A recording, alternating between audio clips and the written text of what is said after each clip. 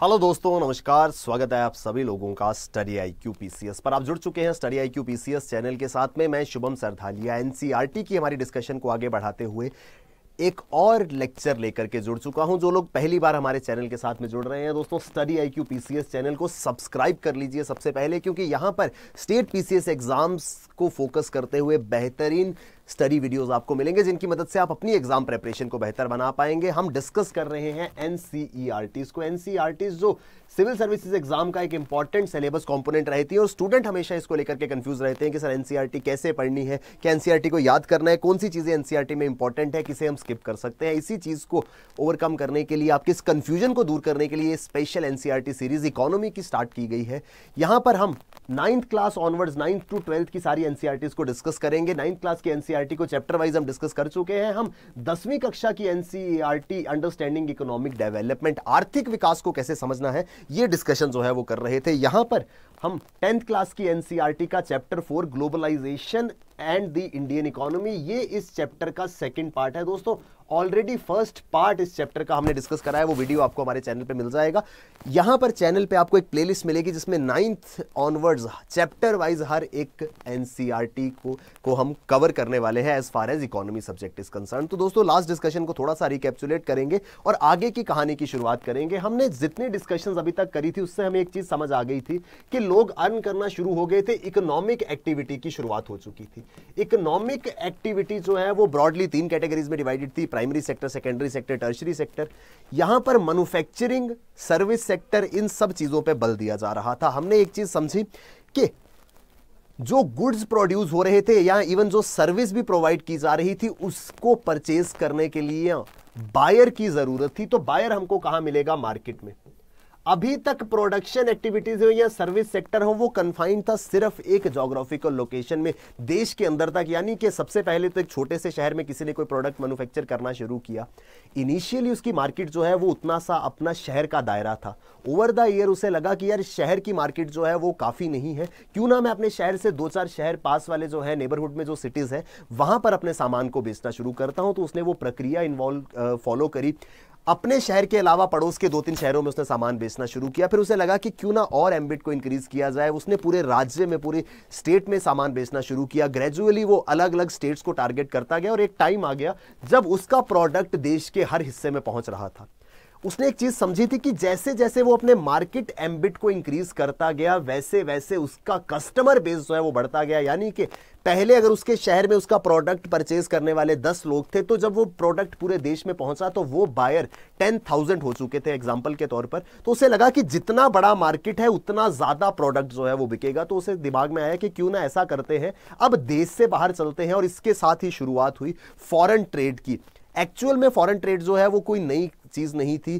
Foreign trade इतिहास में चलता आ रहा था। प्रेजेंटली अगर हम अपने आसपास देखें तो सर हमको इस तरीके के बहुत सारे ब्रांड्स मिलेंगे जो ग्लोबल ब्रांड्स हैं।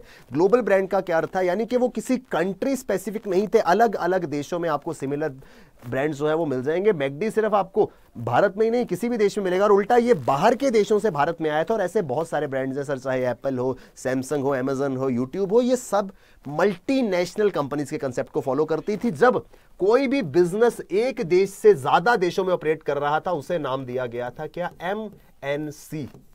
एमएनसी का क्या अर्थ था? Multi national company. MNC multinational company का कंसेप्ट जो है वो निकल करके आया। नाम से समझ आता है मल्टीनेशनल, एक देश से ज्यादा देशों में जो कंपनीज ऑपरेट कर रही थी वो एमएनसीज कहलाती थी। और एमएनसीज आई थी with the concept called globalisation. Sir globalisation जो है वो ग्लोब से बना था। ग्लोब क्या था? एक अर्थ का मॉडल था। ग्लोब रिप्रेजेंट कर रहा था पूरी की पूरी पृथ्वी को। जब प्रोडक्ट सिर्फ कंट्री स्पेसिफिक ना रह करके पूरे के पूरे ग्लोब पे हमको मिलना शुरू हो गया, उस कंसेप्ट को हमने कहा क्या? ग्लोबलाइजेशन। सर 20th सेंचुरी की शुरुआत में प्रोडक्ट जो हैं वो मोर और लेस कंट्री स्पेसिफिक थे, लेकिन gradually middle of 20th century में प्रोडक्ट जो है वो दूसरे देशों में बेचे जाने लगे। ये मल्टीनेशनल कंपनी का कंसेप्ट बना।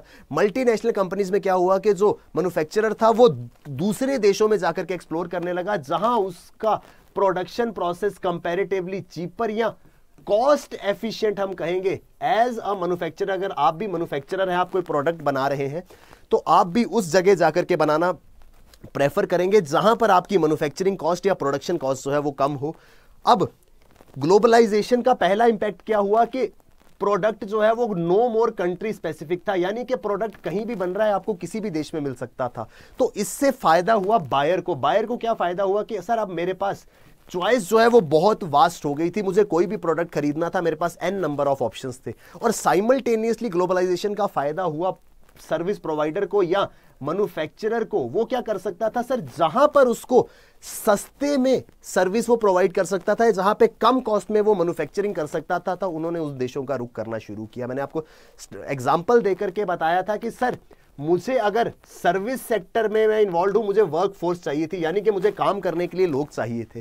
काम करने के लिए लोगों को चुनने के लिए मैंने डिमांड सप्लाई का कंसेप्ट जो है वो फॉलो किया। जहां पर डिमांड ज्यादा थी और सप्लाई कम थी, वहां पर लेबर या वर्कफोर्स जो है वो महंगी मिलती थी। लेकिन अगर डिमांड कम है और सप्लाई ज्यादा है, ऐसी सिचुएशन में क्या होगा, लेबर जो है वो कम प्राइस पे मिल जाएगी। और ऐसी सिचुएशन कहां पर पैदा होती थी कि जितनी हमें जरूरत है उससे ज्यादा लोग हमारे लिए काम करने को तैयार थे। ऐसी जगह पे जहां पे लोगों को बहुत ज्यादा जरूरत हो काम की, वो कहां था, उन देशों में जहां पॉपुलेशन ज्यादा थी। तो इस वजह से कम प्राइस पे भी बहुत सारे लोग काम करने को तैयार थे। तो मैन्युफैक्चरर ने इस चीज का फायदा उठाते हुए उन देशों का रुख किया जहां पर वर्क फोर्स कंपैरेटिवली कम कॉस्ट पर उनको मिल सकती थी। सर ये फॉरेन ट्रेड जो है ये कोई नया नहीं था, ऐसा नहीं है कि 20th सेंचुरी या मिडिल ऑफ 20th सेंचुरी में आया। अगर हम इतिहास में जाकर के देखें तो जब सिल्क रूट जैसा कंसेप्ट हम देखते हैं, ये वो रास्ते थे जहां से एंशिएंट टाइम्स में ट्रेड हुआ करता था अलग अलग देशों में। इस रोड से, इन रास्तों से, और सिर्फ सिल्क रोड ही नहीं, दुनिया भर में अलग अलग ऐसे रास्ते थे। सर भारत का इतिहास अगर आप जानते हैं तो भारत ग्लोबल ट्रेडर्स के लिए एक one of the most favourite destination था। मसालों का ट्रेड हो या किसी भी इंपॉर्टेंट चीज का, हैंडीक्राफ्ट का ट्रेड हो, इसके लिए भारत जो है वो ग्लोबल ट्रेडर्स का फेवरेट डेस्टिनेशन था। इस वजह से अलग अलग हिस्सों से ब्रिटिशर्स यहां पर आए, पोर्तुगीज यहां पर आए, फ्रेंचमैन यहां पर आए, तो सभी लोग यहां पर एक्चुअल में ट्रेड करने के लिए आ रहे थे। मैंने आपको लास्ट टाइम भी एग्जाम्पल दिया था कि सर इकोनॉमी जो है वो ट्रेड पर डिपेंड करती थी। तो ट्रेड जो है वो बहुत इंपॉर्टेंट कंपोनेंट था जिसने इकोनॉमी को राइज दिया। तो डोमेस्टिक मार्केट से बियॉन्ड जाकर के अब चीजें जो है वो बिकना शुरू हो गई थी। प्रोड्यूसर के पास बड़ी मार्केट थी जहां उसको ज्यादा कस्टमर मिलेगा, कस्टमर को यह फायदा था कि उसे ज्यादा वैरायटी ऑफ प्रोडक्ट मिलेंगे। तो इस तरीके से दोनों के लिए विन विन सिचुएशन जो है वो बन गई थी ग्लोबलाइजेशन में। एडवांटेजेस ऑफ फॉरेन ट्रेड की अगर हम बात करें तो सर यहां पर क्या था, गुड जो है वो एक मार्केट से दूसरी मार्केट में जा रहा था। अब ज्यादा वैरायटी ऑफ गुड्स थे कंज्यूमर के लिए, तो कंज्यूमर चूज कर सकता था जो उसको बेस्ट लगता था और उसके बजट में फिट होता था या कॉस्ट एफिशिएंट लगता था, उस प्रोडक्ट को कंज्यूमर जो है वो बाय कर सकता था। और साइमल्टेनियसली मैन्युफैक्चरर के पास भी अब ज्यादा ऑप्शंस थे। लेकिन फिर भी हमने बात करी थी बैरियर्स टू फॉरेन ट्रेड की। सर इंडिया ने ग्लोबलाइजेशन को ऑप्ट किया 1991 में, मैंने लास्ट भी आपको बताया था। भारत आजाद हो गया था 1947 में, लेकिन हमने 1991 तक अपनी इकोनॉमी को क्लोज रखा। यानी कि क्या, हमने विदेशी प्रोडक्ट्स को यहां पर नहीं आने दिया। उसके पीछे सबसे बड़ा कारण मैंने आपको बताया था सर, रीजन ये था कि हमको अपने लोकल प्रोड्यूसर्स को, जो लोकल मैन्युफैक्चरर था भारत का, उसे प्रोटेक्ट करना था। क्यों प्रोटेक्ट करना था सर? क्योंकि 200 साल तक हम ब्रिटिश हुकूमत के अधीन रहे थे और उन्होंने हमारी लोकल मैन्युफैक्चरिंग टोटली खत्म कर दी थी। इस वजह से सरकार ने यह फैसला किया कि इनिशियली हम लोग क्लोज्ड इकोनॉमी रहेंगे ताकि हमारे जो लोकल मैन्युफैक्चरर है, लोकल बिजनेसेस है, उन्हें थोड़ा स्पेस मिल सके ग्रो करने का। But after period of around 40-45 years सरकार को लगा कि अब समय आ गया था जब इकोनॉमी को ओपन अप करना था। क्यों? क्योंकि सर 1947 या 1950 से लेकर के 40-45 या उससे ज्यादा वर्ष हो चुके थे अपने लोकल मैन्युफैक्चरर्स को प्रोटेक्ट करते हुए। तो ये जो स्मॉल चाइल्ड बिजनेसेस थे अब वो बिग जायंट्स बन चुके थे। तो अब समय था कि ये हमारे बिग जायंट्स जो हैं ये ग्लोबल कंपटीशन को फेस करें या ग्लोबल कंपनीज के साथ में कंपीट करें। Industries were just coming in 1950s and 1960s। 1950-60 में इंडस्ट्रीज आना शुरू हो गई थी। तो सरकार को लगा कि अगर बाहरी कंपनीज ने इन्हें कंपटीशन दिया तो ये इंडस्ट्रीज कभी थ्राइव नहीं कर पाएंगी। तो इंडियन इकोनॉमी को फॉरेन इंडस्ट्रीज से बचाने के लिए इकोनॉमी को जो है वो क्लोज्ड रखा गया। लेकिन अराउंड 1991, 1991 देश के अंदर हुए LPG reforms, liberalisation, privatisation, globalisation, बदलाव किए गए मेजर इकोनॉमिक रिफॉर्म्स के रूप में इस टाइम को याद किया जाता है। यहां पर इंडियन प्रोड्यूसर्स को कहा गया कि बच्चों now gala period is over, अब हम ग्लोबल मार्केट्स के साथ में कंपीट करेंगे। अब भारत में भी कपड़ा बन रहा था और विदेश में भी कपड़ा बन रहा था, दोनों में से वो कपड़ा अब सस्टेन करेगा जिसकी क्वालिटी अच्छी थी। This would not only help Indian producers to improve their performance but also improve their quality. Sir जब तक कंपटीशन नहीं होगा हम अपने सेफ जोन में बैठे रहेंगे, हम कुछ भी इनोवेट करनी करेंगे, कुछ नया करते हैं, छोड़ो यार काम तो चल ही रहा है।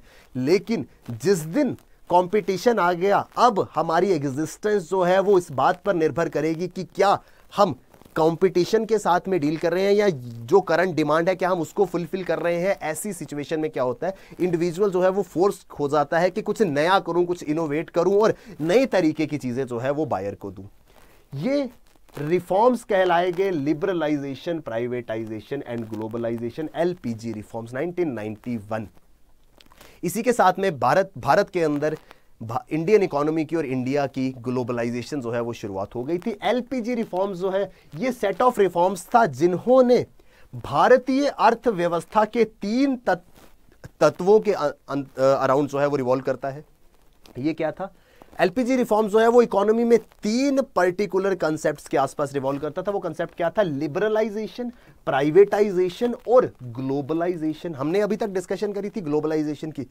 ये लिबरलाइजेशन और प्राइवेटाइजेशन क्या था ये समझना था। सर ये समझेंगे अभी। इन रिफॉर्म्स के कारण क्या हुआ, इंडियन इकोनॉमी जो है वो अब एक क्लोज्ड इकोनॉमी से, क्लोज्ड इकोनॉमी का मतलब ये नहीं है कि कोई ढक्कन था, लेकिन एक्चुअल में एक ढक्कन ही था कि सर हमारी इकोनॉमी जो है वो इंडिया तक ही सीमित है। जहां पर भारत की ज्योग्राफिकल बाउंड्रीज खत्म होती हैं, इकोनॉमिक एक्टिविटी भी वहीं रुक जाएगी। हम जो इकोनॉमिक एक्टिविटी करेंगे वो अंदर ही करेंगे। लेकिन अब ये ढक्कन जो है वो ओपन हो चुका था। भारत अपनी ज्योग्राफिकल लिमिट से बाहर जाकर के व्यापार कर सकता था और बाहर की कंपनीज यहां आकर के काम जो है वो कर सकती थी। इन रिफॉर्म्स के साथ में भारत में ग्लोबलाइजेशन की शुरुआत हुई थी। 1991 इकोनॉमिक पॉलिसी के साथ में एलपीजी रिफॉर्म्स आए। एलपीजी के 3 कंपोनेंट्स थे सर, क्या? लिबरलाइजेशन, प्राइवेटाइजेशन और ग्लोबलाइजेशन। सबसे पहले समझेंगे लिबरलाइजेशन को। गाइज यहां पर हम सिर्फ और सिर्फ बेसिक जिस्ट जो है वो समझेंगे, बेसिक डिटेल समझेंगे। ग्रेजुअली जब हम आगे प्रोसीड करेंगे तो in depth, in detail in चीजों को समझा जाएगा। लिबरलाइजेशन क्या होता है सर? अगर हम हिंदी अनुवाद, हिंदी ट्रांसलेशन देखें लिबरलाइजेशन का, तो वो होता है उदारीकरण। किसी चीज में लिबरल होना, उदार होना, यानी कि अब स्ट्रिक्टनेस जो है वो कम हो रही थी। अब इसका क्या मतलब है सर? यहां पर पॉलिसीज जो है वो लेस कॉन्स्ट्रेनिंग हो रही थी और इकोनॉमिक एक्टिविटी में टैरिफ्स को, बैरियर्स को रिमूव किया जा रहा था। पहले क्या था? अगर आपको भारत में ट्रेड करना था तो ये परमिशन चाहिए, इसका एनओसी चाहिए, इन रूल्स को फॉलो करना है।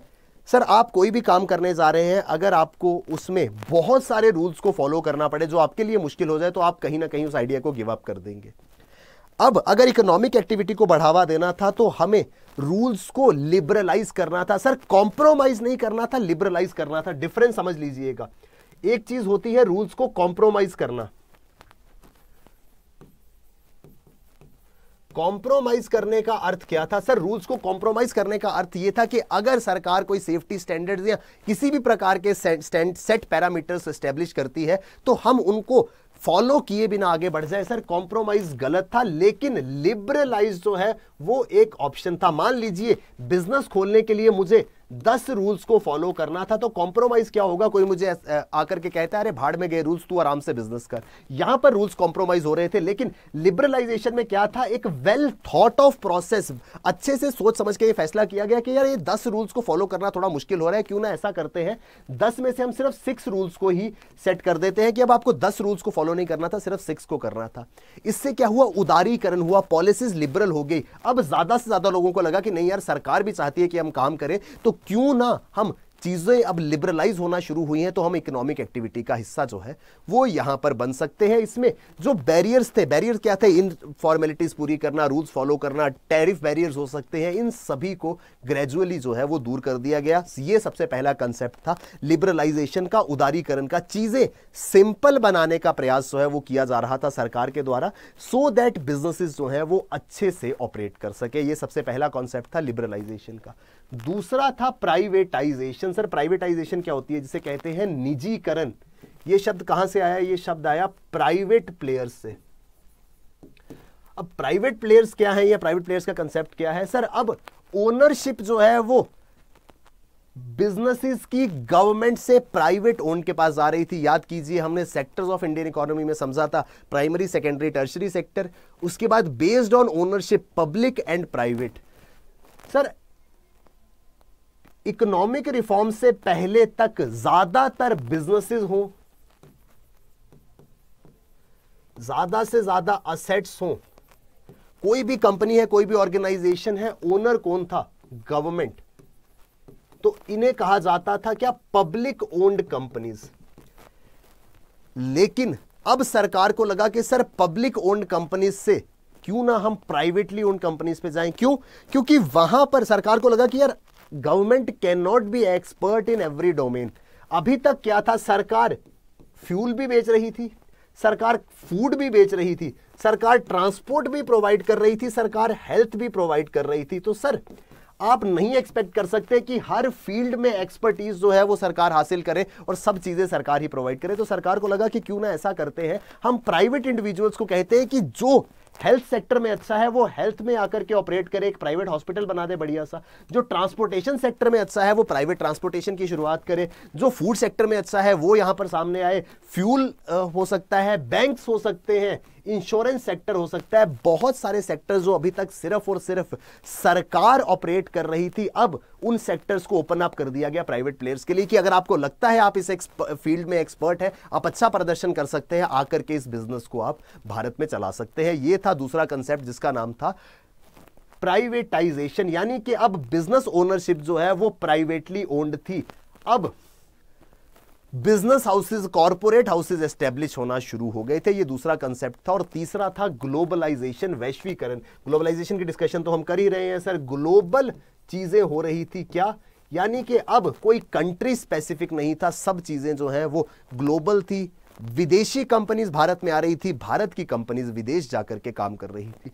यह प्रोसेस था जिसमें बिजनेसेस को इंटीग्रेट कर दिया देशों के बीच में।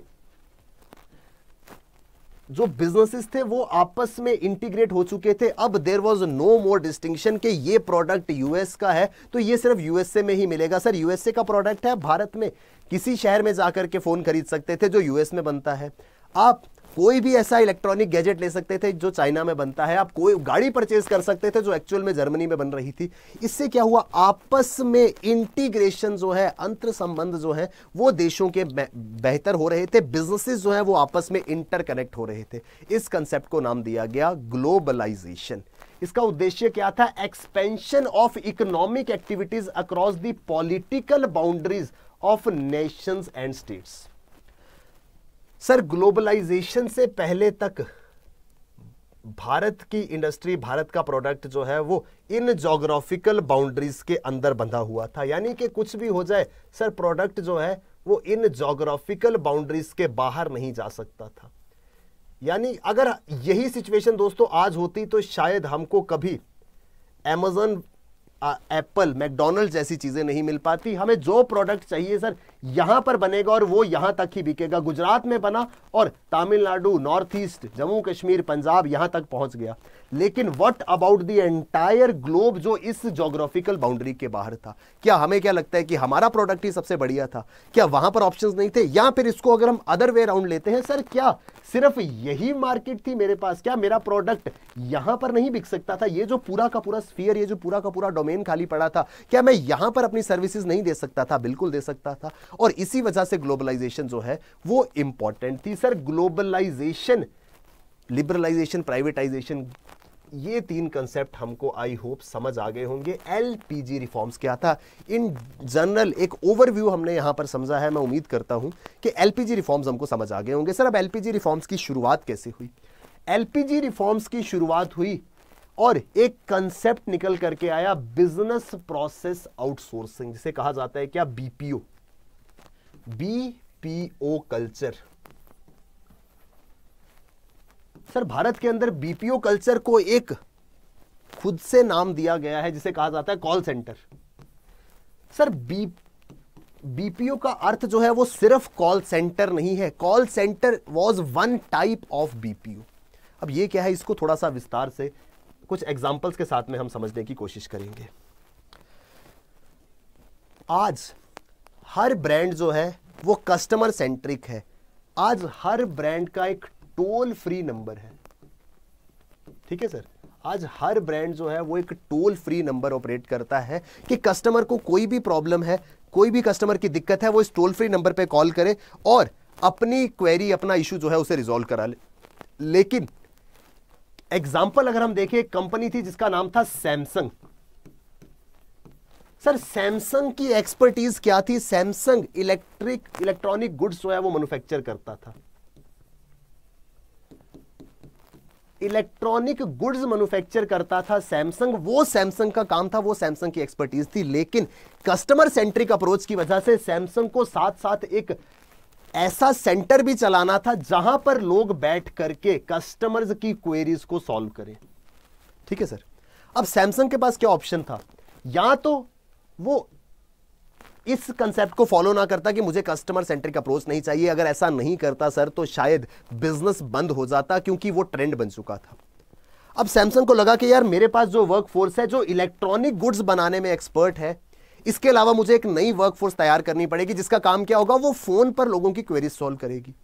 अब ये एक आउट ऑफ द बॉक्स काम हो गया था, क्योंकि अभी तक सैमसंग के चाहे ओनर्स हो, सैमसंग के प्रमोटर्स हो, शेयर होल्डर्स हो, सैमसंग के एम्प्लॉइज हो, वो इस डोमेन का काम करते थे। वो इलेक्ट्रॉनिक गुड्स नए से नए तरीके से, नई से नई टेक्नोलॉजी से बना रहे थे, लेकिन वो लोग इस काम के लिए तैयार नहीं थे। तो उन्हें लगा कि क्यों ना किसी तीसरे आदमी को हायर करते हैं कि भाई ऐसा कर, तू मेरे हिस्से का ये काम जो है वो कर दिया कर। समझ रहे हैं सर, मेरा डोमेन था इलेक्ट्रॉनिक गुड्स की मैन्युफैक्चरिंग, लेकिन कस्टमर की डिमांड, मार्केट की डिमांड को देखते हुए मुझे कस्टमर सेंट्रिक अप्रोच की वजह से जो टोल फ्री नंबर्स थे या कस्टमर क्वेरीज जो है वो सॉल्व करनी थी।